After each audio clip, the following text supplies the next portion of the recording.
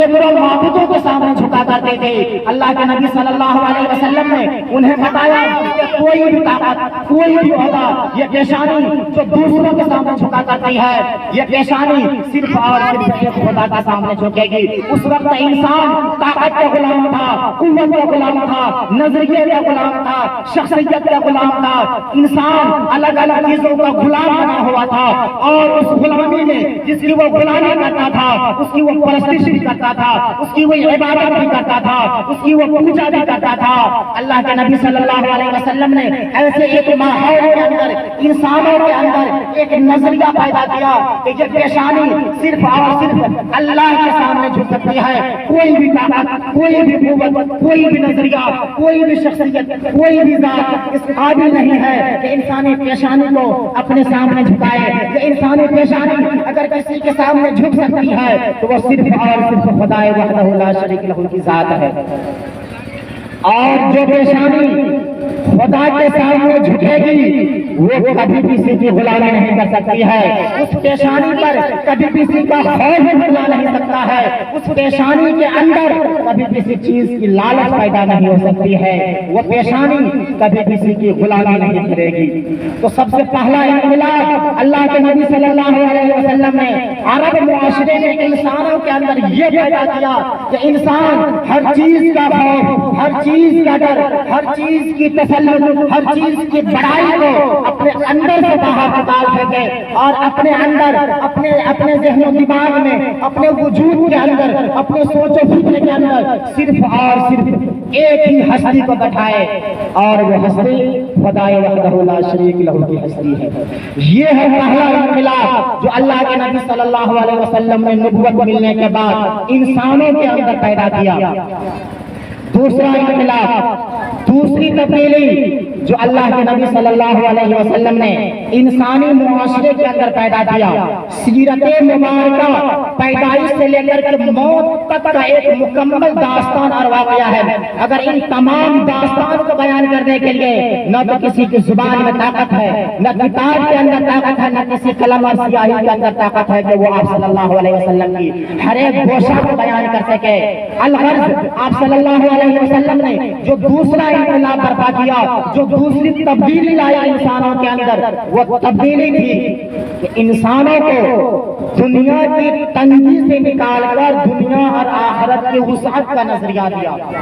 دنیا کی تنگی کیا ہے؟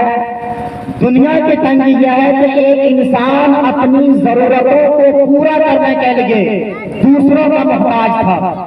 دنیا کی تنگی یہ ہے کہ انسان جس کے پاس مال تھا وہ مالدار ہو رہا تھا، جس کے پاس غربت تھی وہ غریب ہوتا جا رہا تھا۔ اللہ کے نبی صلی اللہ علیہ وسلم نے مالداری اور غربت کو ایک لیول پر لایا اور فرمایا تم میں سے جو لوگ یہ عقیدہ رکھتا ہے، یہ نظریہ رکھتا ہے کہ یہ عہدہ جس پر تم قائم ہے ہمیشہ تمہارے ساتھ رہنے والا ہے، یہ دولت جس میں فخر ہو کیا تمہارے ساتھ جانے والی ہے، یہ حکومت و سلطنت جس پر تم غرور کرتے ہو کیا یہ حکومت و سلطنت کا غرور ہمیشہ برقرار رہنے والا ہے؟ تو یہ نظریہ صحیح نہیں ہے۔ جب انسانوں کو اس نظریہ سے باہر نکالا گیا تو اس کو دنیا اور آخرت کی وسعت کا نظریہ ملا۔ جب دنیا کے اس چھوٹے سے نظریے سے ان کو باہر نکالا گیا تو ان کو دنیا اور آخرت کی وسعت کا نظریہ ملا۔ جب ان کو دنیا اور آخرت کی وسعت کا نظریہ جب ان کو ملا تو اب ان کے سامنے چھوٹے بڑے امیر غریب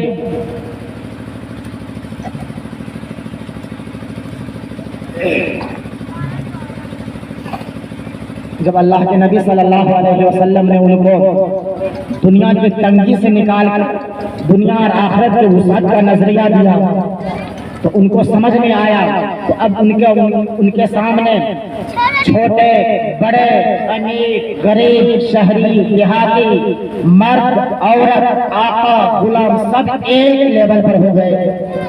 ورنہ انسان کو ایک روپے خرچ کرنے کے لیے 1000 مرتبہ سوچنا پڑتا تھا کہ اگر میں 1 روپے خرچ کر دوں گا تو میں غریب ہو جاؤں گا، آنے والے وقت میں مجھے دوسروں کے سامنے ہاتھ پھیلانا پڑے گا۔ تو اللہ کے نبی صلی اللہ علیہ وسلم نے ان کو دنیا کی تنگی سے نکال کر دنیا اور آخرت کی وسعت کا وہ نظریہ دیا جو انسانوں میں ختم ہو چکا تھا، مفقود ہو چکا تھا۔ صرف اور صرف اپنی ذات کے بارے میں سوچنے والا نظریہ تھا، صرف اور صرف اپنی زندگی کے بارے میں سوچنے والا نظریہ تھا۔ اللہ کے نبی صلی اللہ علیہ وسلم نے ان کو ان نظریوں سے نکال کر الہی نظریہ، اخروی نظریہ اور انسانی نظریہ ان کو عطا کیا۔ ربنا آتنا فی الدنیا حسنۃ وفی الآخرۃ حسنۃ وقنا عذاب النار کے اندر اللہ تعالیٰ نے اسی نظریے کو بیان فرمایا ہے۔ تفسیر ابن کثیر کے اندر جو بہت معتبر تفسیر ہے وہ حسنات فی الدنیا کی تفسیر میں وہ لکھتے ہیں کہ حسنات فی الدنیا کے اندر 8 چیزیں مراد ہے۔ وہ حسنات فی الدنیا یعنی جس کو دنیا کے اندر بھلائی چاہیے اس کو 8 چیزیں حاصل کرنی پڑے گی۔ وہ 8 چیزیں کیا ہیں؟ وہ 8 چیزیں ہیں۔ سب سے پہلا علم، ان کے پاس اتنی جانکاری ہو کہ وہ حلال اور حرام کو پہچان سکیں۔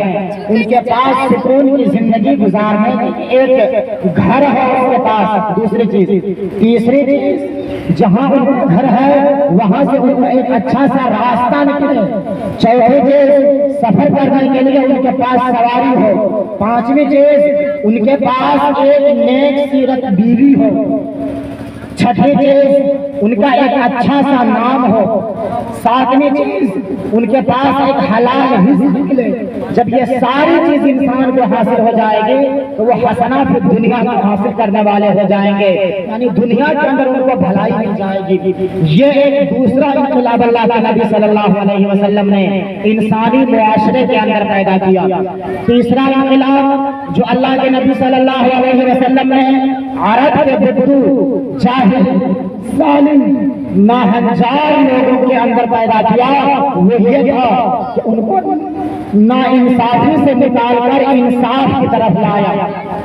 جو لوگ قبیلے کے سردار تھے وہ یہ سمجھتے تھے کہ ہم کتنا بڑا بھی گناہ کر لیں، کتنا بڑا بھی جرم کر لیں، ہم پر کوئی تاوان نہیں ہوگا، ہم پر کوئی جرمانہ عائد نہیں ہوگا۔ جو لوگ قبیلے کے سردار ہیں، جو لوگ